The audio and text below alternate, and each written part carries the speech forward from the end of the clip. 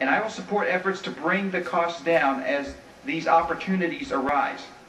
At a time when our budget needs balancing, we must reprioritize our spending. That is why the amendment I am proposing now would eliminate funding for the National Endowment for the Arts. I'm disappointed that my earlier amendment yesterday was not accepted, as it would have directed some of the funding toward the PILT program, or payment in lieu of taxes by the federal government to compensate for lost revenues to local governments. But I still maintain that particularly in this budget environment, taxpayers should not be asked to fund the National Endowment for the Arts. Now, opposition to the NEA should not be perceived as opposition to the arts.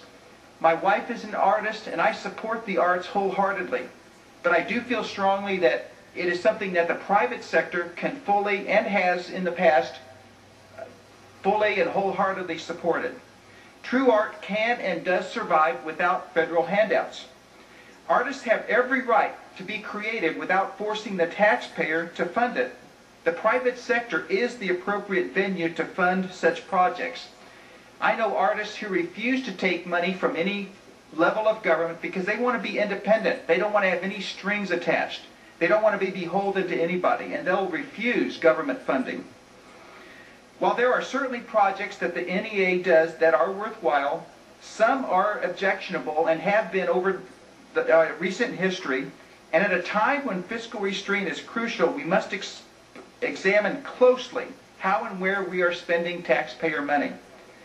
It is not only appropriate but necessary to question some of the funding in this bill and see if it can be either reduced or directed to more worthwhile programs. My amendment would save taxpayers an immediate $160 billion in budget authority spending in fiscal year 08 and allows, $150 million, Mr. Chairman, and allows the remaining $10 million to be spent on shutdown costs. This still reduces the overall cost of this spending bill